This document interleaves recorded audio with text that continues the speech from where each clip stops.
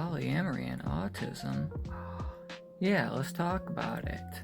But hey, this is a family-friendly discussion because I think it should be. And after all, polyamory is about relationships, not just adult intimacy, physical intimacy, for those who maybe missed the book on that very important thing. So anyway,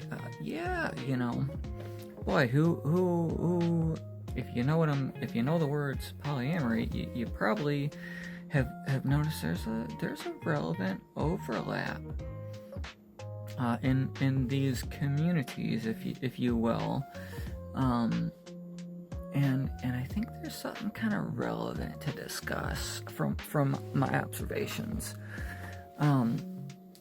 because what I think I see is I see a lot of people who love the non-normative nature of polyamory, the escape from conventional normative society monogamy, and they're like, that's in polyamory, not necessarily pondering, are they polyamorous? Do they want to have those different types of deep relationships with multiple people, or do they just not want something that's normative in society that they don't like or understand? It can be both, and a lot of times it is both. Myself, it's both. But as someone who's been a witness to poly communities for a decade, I often feel I witness people who maybe some of the things with polyamory they have to do with, sharing a partner, if you will, and I don't like the word sharing, but you know what I mean. They're not built for that, and that's okay. Nothing wrong with that. But they are built and do want and need something that is not the conventional monogamous normative society template that society says we're supposed to be doing. And I just think it's a really relevant discussion, because I see so many folks have a really bad time entering into polyamory because they're looking for that autonomy that comes with it, but they're not necessarily looking for the compersion of their people getting other fulfillment from other people as well. And unfortunately, in my humble opinion, in American normative monogamous society, there is a lot of possession and ownership and lack of autonomy.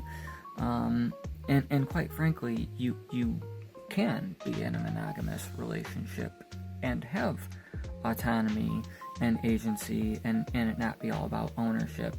And that's kind of maybe what my message is to some of my autistic friends who've seen polyamory, that looks amazing, but that I don't know. And hey, also heads up, some things you don't know you can handle, you might be able to if you try, but it's a journey, and it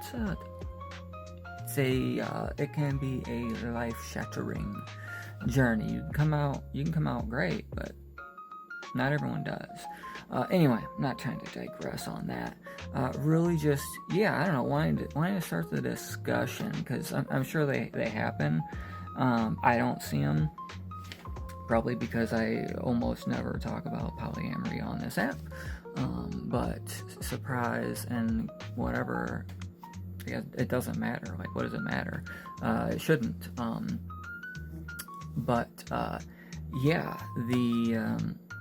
The quest for autonomy, which I support for everyone, and that I advocate for.